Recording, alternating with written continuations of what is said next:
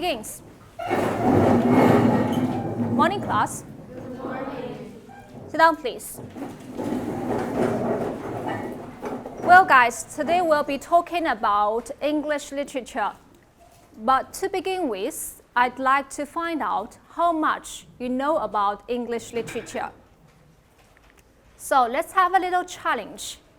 I'm going to present to you some famous quotes, and you tell me who wrote them and which books they are from. All right? Don't panic, it's kind of easy. First one. To be or not to be? That is a question. Yes, very good. That's Hamlet, Shakespeare. Very good. Well done. So how about second one? Can you read for us? Can you read for us? It was the best of times. It was the worst of times. It was the age of wisdom. It was the age of foolishness. It was the epoch of belief. It was the epoch of incredulity. It was the season of light. It was the season of darkness. It was the spring of hope. It was the winter of despair. Well done, perfect. I like your accent. So which book it is from? Yes, A Tale of Two Cities. And who wrote it? Yes, Charles Dickens. Well done. Okay, number 3. Now this is a short one, so it's on me. I'm going to read it. It's a truth universally acknowledged that a single man in possession of a good fortune must be in want of a wife. Which book? Which book? Pride and Prejudice. Yes, who wrote it? Jane Austen. Well done. So do you know what the sentence means? What's the meaning? If it is a truth universally acknowledged, then people all think it is true, right? And what is true? What is true? Is someone who's not married but also very rich must need a wife. Yes, that's right. Very good. So I'm telling you, this is actually the opening line of the novel, the very first sentence. And we know that the first sentence is always magical. It has a secret mission, right? And what is that? To help you understand what is going on by telling you the topics, right? So let's make a guess. According to this sentence, what do you think is going to be discussed? Yes, well done. Marriage, because we see single and wife, right? What else? In this sentence, it seems the author tries to attach marriage to fortune. What is fortune here? Yes, money. So probably we'll talk about wealth. But we know actually the basis of a happy marriage is love. So we're going to talk about love. This is what we can expect, right?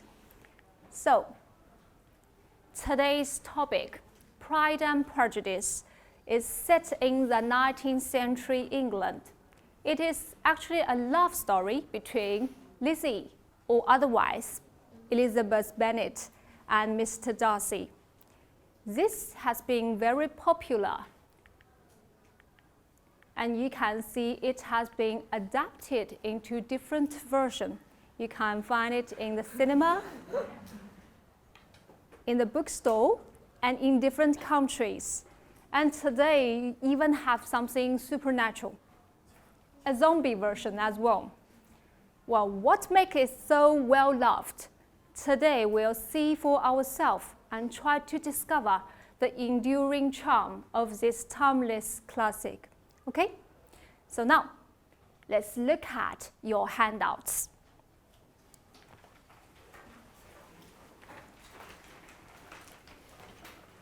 So, can you please read the excerpt on page 1 and 2 quickly and get a general idea? Then focus on 2 questions. First, who are talking here? And second, what they are talking about. All right?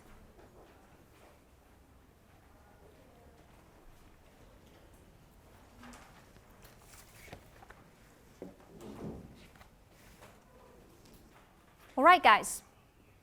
So who are talking here? Yes, Mr. and Mrs. Bennet. Very good. And what are they talking about? Or let's make your life easier. Who is talked about here? Yes, Mr. Bingley. Very good. We're actually talking about a coming new neighbor, right? So what kind of neighbor are we expecting? Is he old? No. Is he poor? No, probably someone like him, right? Yes, in English we have a name for such kind of person. A good catch. For whom to catch? Yes, for young girls to catch. These are ideal husband-to-be, right? So according to this part, who is a good catch? Mr. Bingley, very good.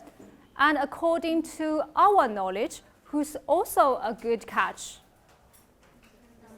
Yes, Mr. Darcy, who's probably a better catch, maybe, right? Okay, just now when we were going through this passage, did you notice there's something special about the way of writing?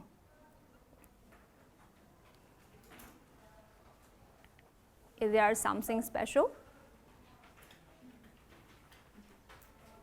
How is the excerpt written? Well done. It's written in the form of a dialogue. Very good. So if I am to write this novel, probably I'll begin like it was a fine day and Mr. Bennet was sitting and reading, lost in his own word. And all of a sudden, Mr. Bennet stormed in and yelling, "My dear Mr. Bennet, have you heard that Netherfield is finally rented?" I would probably do this, right? But the author does it in a different way. So which way do you prefer? Would you like a conversation or you like my way of description? You like a conversation. Why? Why do you like a conversation? So I can know about the personality of the characters. Yes, well done. Yes, you can see the characters from the conversation. And I can see their attitudes towards the whole thing. Yes, nice. Very good. So let's sum up. Conversation, if used properly, can do a lot of magic. For example, just now you mentioned, we can see the personality of the characters. So what do you think, say, Mrs. Bennet is like? Is she pleasant? Is she elegant? Not really, like you see from the length of her speech, the triviality of her talk. You know that she's kind of very nagging, anything but elegant, right? Maybe to the extent of annoying. So how about Mr. Bennet? How about Mr. Bennet? What kind of person is he? To all the long speeches, his answer was short and brief. That shows he's either a man of few words or he's maybe cool, maybe impatient or indifferent. So from the conversation, you can also tell the personality of the characters. Very good. And what else? You can see the attitude, right? And how? Have you noticed the way they address each other? How does Mr. Bennet address his wife? Does he say, my darling? No. He said, Mrs. Bennet. And how does she call him? Mr. Bennet. And do your parents do the same? 王先生今天晚上吃什么？王太太，我不是很想在家吃。Do they? No, not really. And what does that say about their attitude or relationship? Are they very close to each other? No. Instead, they are kind of distant. Yes, not so intimate. Very good. And also, conversation can provide information as well. Note about the arrival of Mr. Bingley. This is something very important that sets the whole story going, right? And how do we learn about that? Are we told directly by the author? No. We learn it from the conversation Mrs. Bennet told Mr. Bennet, right? Okay, very good. So we can see conversation can really work the magic. And do you like this way of writing? The answer is obviously yes, right? And can you tell me the reason for that?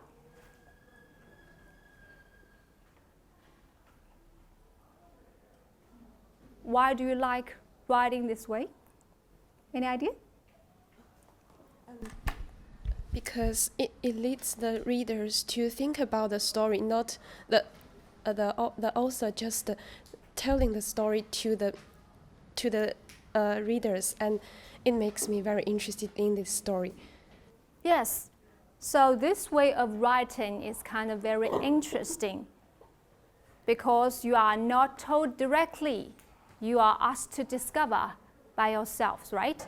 And also, maybe, when we see the dialogues, we also feel that we are also present. We are actually listening to their talking, right? So kind of very involving as well, right? So, in a way, the use of conversation is like invite you to solve riddles. The information are kind of, the pieces of information are hidden and scattered everywhere. And as readers, we need to look for them, piece all the riddles, puzzles together so that we can see the big picture, right? So now we are going to look for all the hidden information and try to read between the lines. Okay? So we'll go into focus on all the details now. Since this is a conversation, a dialogue, I'd like to invite two of you to role play. So do you have any recommendation? Who's best when it comes to speaking? Any volunteer? Well, so who's your English monitor? Yes, oh, we have a pair. Very good. That makes a perfect match. I want you to be Mrs. Bennet. Mrs.? Yes, Mrs. Bennet. I'm really mean, right? And what kind of person are you trying to be? Greedy. Greedy, Maybe something.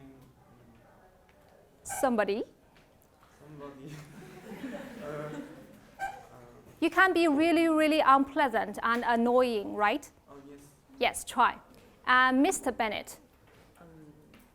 A cool man. Yes, cool. Without many words. Yes, that's right. Very good. So the rest of class, while listening, please focus on the 4 questions on the screen. Okay? So please begin. My dear Mr. Burnett, have you heard that someone is going to rent the Netherfield park at last? No, Mrs. Bennett, I haven't. Don't you want to know who is renting it? You want to tell me, and I don't mind listening. Well, my dear, I hear that he's a very rich young man from the north of England. It seems he came to see Netherfield on Monday and was so delighted with it that he arranged to rent it at once. Of course, it is the finest house in the area, with the largest gardens. His servants will be here by the end of the week, and he will be arriving soon afterwards. What is his name? Bingley. Is he married or single? Oh, single, my dear, of course, a single man of large fortune. He has an income of 4,000 or 5,000 pounds a year. How wonderful for our girls. Why? How can it affect them? My dear Mr. Burnett, how can you be so annoying? You must realize I'm thinking of marrying one of our daughters. Is that his purpose in coming to the area? His purpose?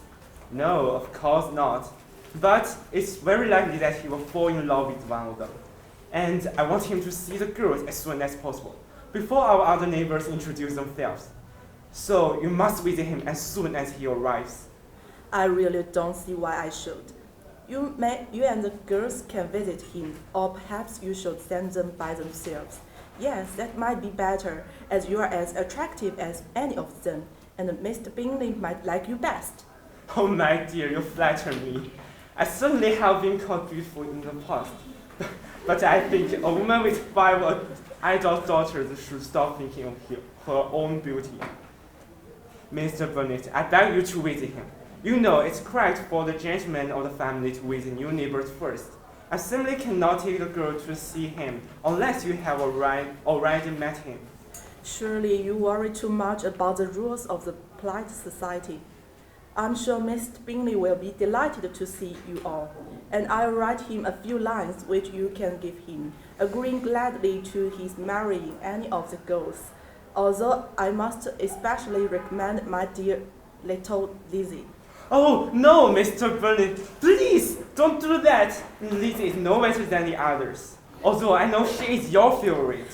Our daughters are all very silly, ignorant girls, it's true. But at least Lizzie is a little more intelligent than other sisters. Mr. Burnett, how can you speak so unkindly of your own children? Oh dear, how ill I feel. Have you no pity for me? Don't you realize how I suffer? Indeed, my dear, I've suffered with you for the last 23 years, but I think you will recover and live to see many more rich young men come into the neighborhood. Yes, bravo. Well done. I see the future Oscar winner over there, right? Perfect. Well done. You do put the passion and soul into the characters. Very good. So guys, are you ready for the questions? Maybe I'll give you 3 minutes time to discuss with your desk mates, all right? Think about.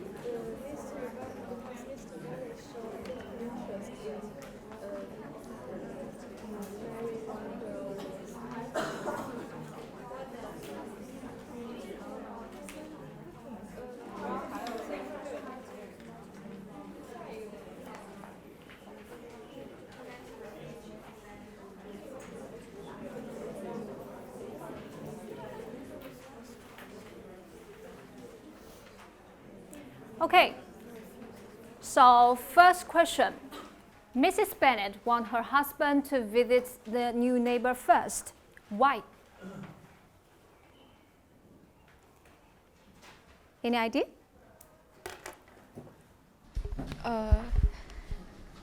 Because Mrs. Bennet wants one of her daughters to marry Mr. Bingley, and before their neighbors introduce their daughters to Mr. Bingley. Yes, Mr. Bingley is a good catch. Remember that?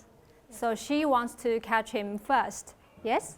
Anything else? Can she go by herself or send the daughters to Mr. Bingley directly?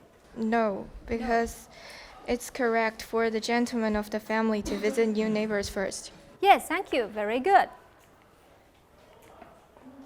That's right. And we've noticed that it is said in the article, it is correct for Mr. Bennet to visit Mr. Bingley first. Why is it correct to do so? Have you thought about that? Why is it not appropriate for Mrs. Bennet to go herself? Well, that might have to do with the beliefs and the practices back then, right? Let's take a look. Now, this is a caricature of the 19th century England. What information can you see? What was the society like back then?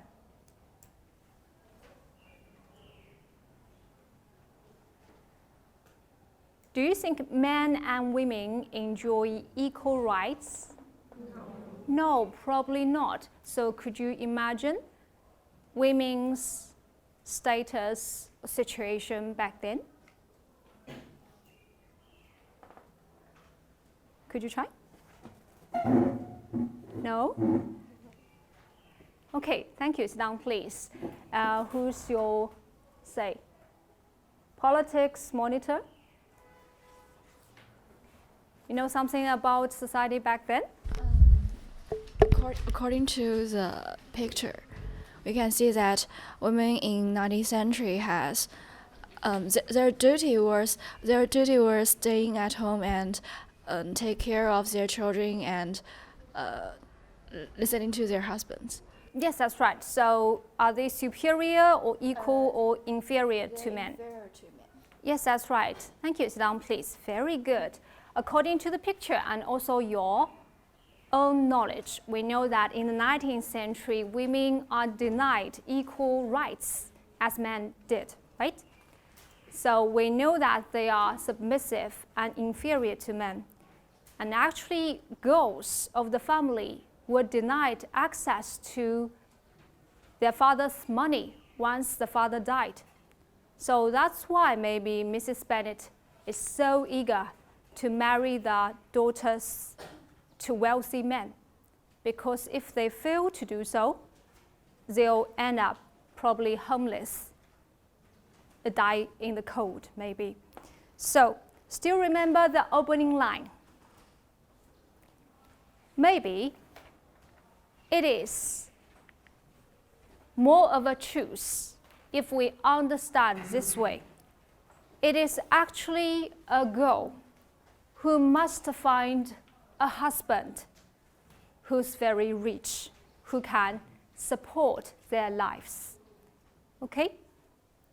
So with that, let's come to number 2. What does Mr. Bennet really mean by saying that you are as attractive as any of them? Mr. Bingley may actually like you best. What does he really mean? Mr. Bennet is actually making fun of his wife. Why do you think so? Very good. Because he don't agree with her wife. He thought she is very greedy. Yes, that's right. Thank you. Sit down, please. He's actually refusing her by making fun of her. But how does she respond? How did she respond? And what does that say about her? Do you have any idea? Well, she responded, she thought she was beautiful when she was young, but now she must think of her daughters and, well, Yes, to make it easy and simple, she actually think he is he is kidding, probably. he is kidding, but she think he. She think, well, let me see. Oh, she's probably a little annoyed, I think. Oh, she's annoyed. She thought that he was kidding. By saying that, oh my dear, you flatter me. I was once a beauty. I still think I am. But I'm trying to be modest because I am a woman of 5 daughters, mother of 5 daughters. Yeah. Oh, thank you, sit down, please. There may be some trouble here. And what's your idea? I think she respond with joke too. Oh, she responds with joke too. That means she is also very clever and she tries to respond in a joke as well. Yes. Okay. Thank you, sit down, please. He tries to joke, to make fun of her, but she thought he was actually praising her. She takes it as a compliment. There's some misunderstanding here, right? So what does that say about Mrs. Bennet?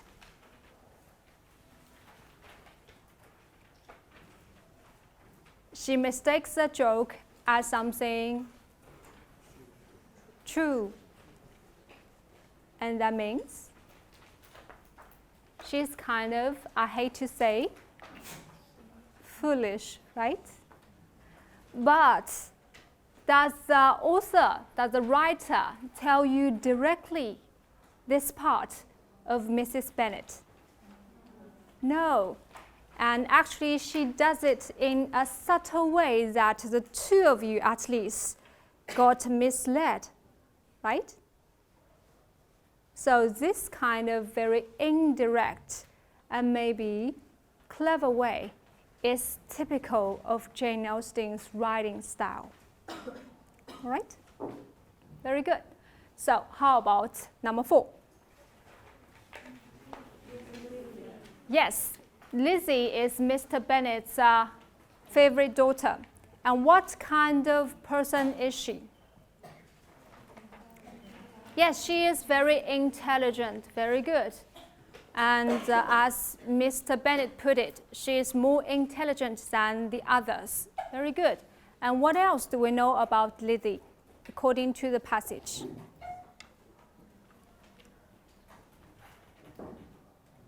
Just now, you put on a very good show.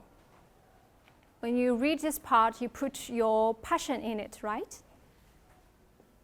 Mrs. Bennet says, "Oh no, Mr. Bennet, please don't do that."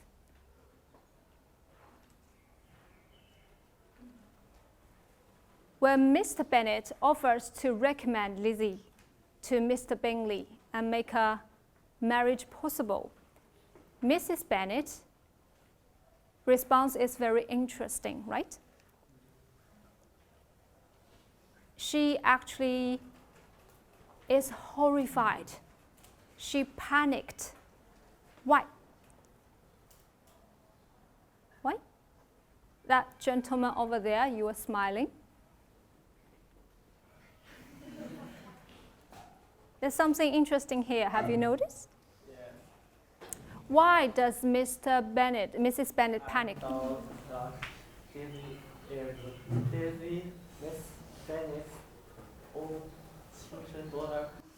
Ah, you doubted that whether she is her real daughter, right? And maybe the mother does not like her. She does not like her. He simply hates her, maybe. Right, thank you. Sit down, please. That's one way to explain, or we can think another way. That is, Mrs. Bennet is all about marrying the daughters, marrying them to money, right? But Lizzie being very intelligent, and maybe, you know, the apple does not fall far from the tree, right? She might behave and think like the father, who's probably not so keen about the rules of polite society, right? She'll probably ignore all the rules and try to follow her own heart. That means she's probably very independent-minded. She's not like the rest of the girls at that time. She will refuse to marry for money, right? Do you agree with me? Please don't, because the thing is you need to see for yourself and think for yourself. Only accept when you have tried yourself, right?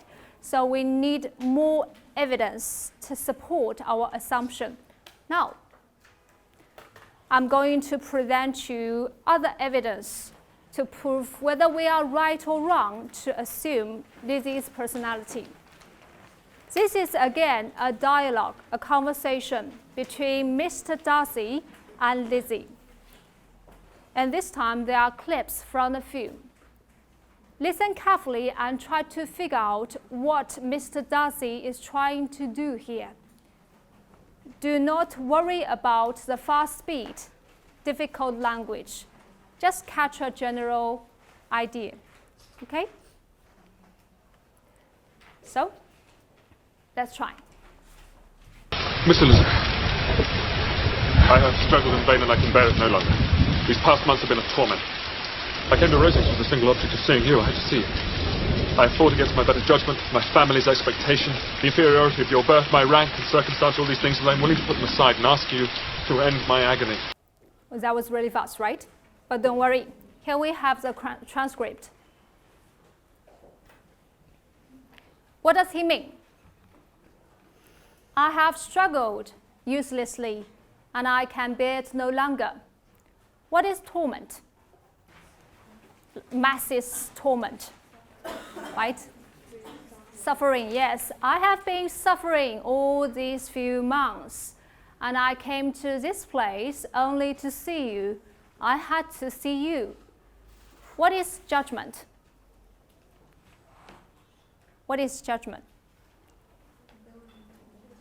Yes, judgment is the ability to make correct decision. That's right. If you fight against your better judgment, you know it is wrong, but you are still doing it. All right? So, I know this is probably wrong to do so. What do you think is the family's expectation for Mr. Darcy? What do they expect? Marry Lizzie? No. Marry probably also a rich girl from a noble family, right? Yes. My family want me to make a better choice.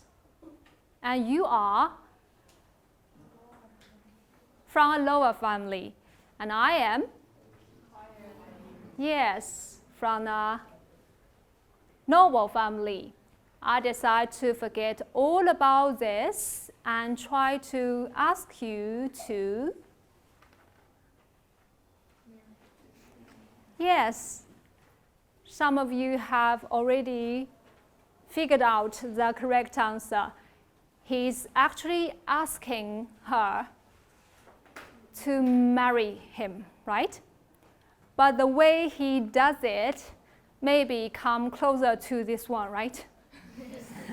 So it would be easy for us to guess her response, right? So. Circumstances. And those are the words of a gentleman. From the first moment I met you, your arrogance and conceit, your selfish disdain for the feelings of others made me realize that you were the last man in the world I could ever be prevailed upon to marry.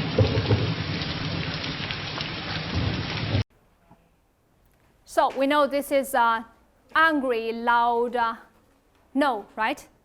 But still, we need to focus on the understanding, and this time it's up to you. Can you please put Lizzie's answer, which is very difficult, right, into easy English? Okay? Now, you may have a discussion.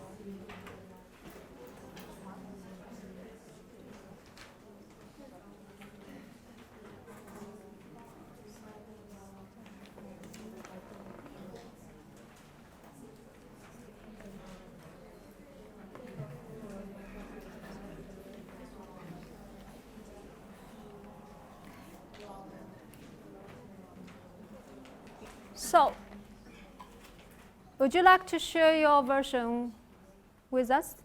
Could you? Yes. And try to be angry as well. Right? Can you please pass it? Thank you. Take your time.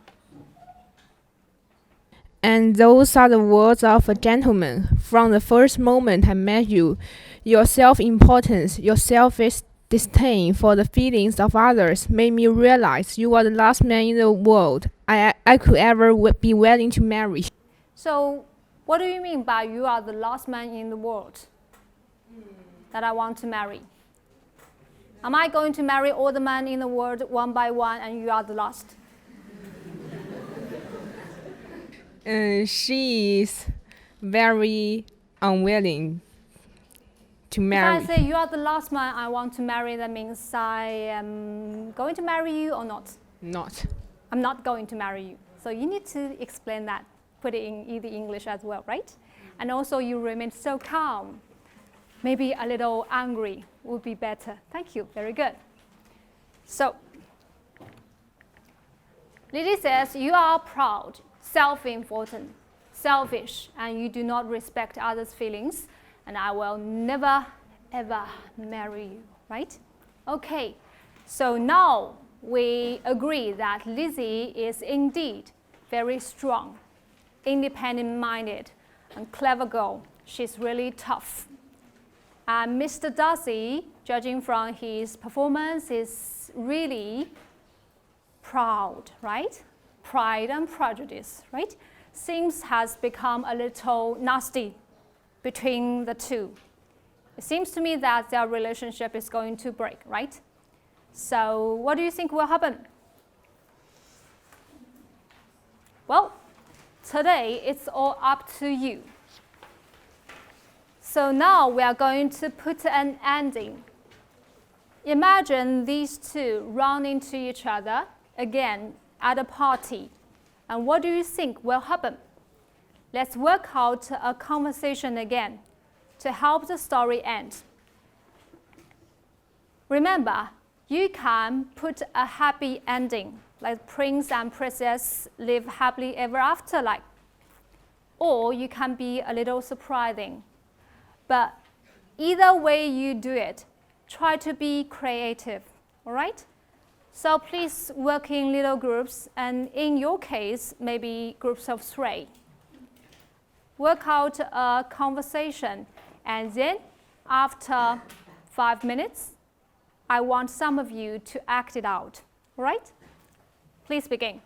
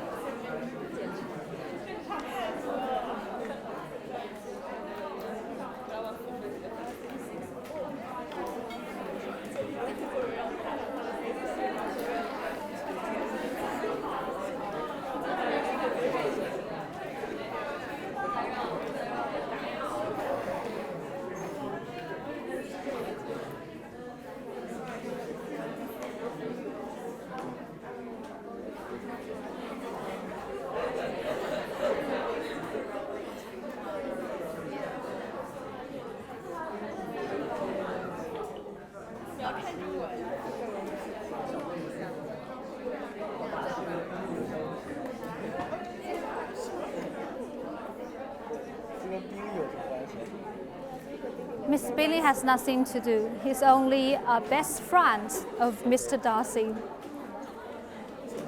Mr. Darcy is the hero of the story, right? Have you come up with anything? Nothing yet. Nothing yet. All right, work on it.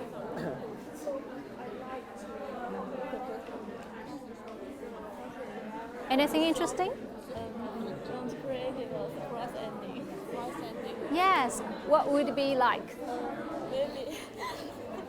Maybe. 可以当中文说。But later you have to come up with an English version. Darcy wants to invite Lizzie to dance, and Lizzie dance with him.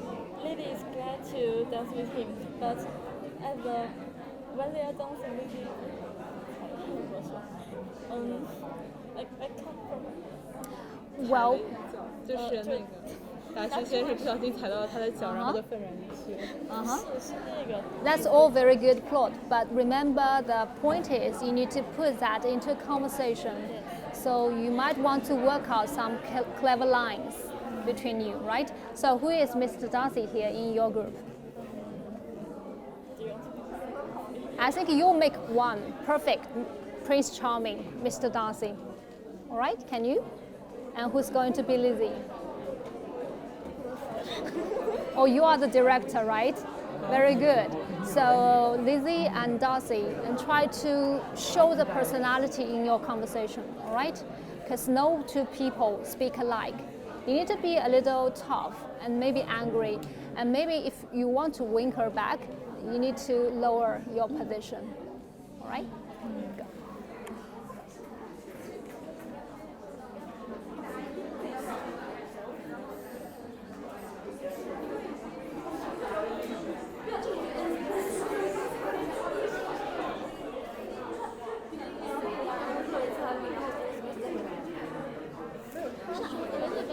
Do we have anything interesting here? Very interesting. Very interesting. You are going to have a surprise ending, right? Yes, so who is Lizzie? Not decided. Not decided. Let me help you, right? Can you please be Lizzie?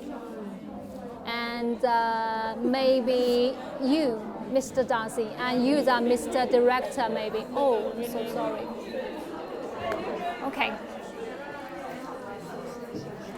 All right, guys, so I'd like to invite one group to show their performance, all right? So this group, can you please? Let's welcome.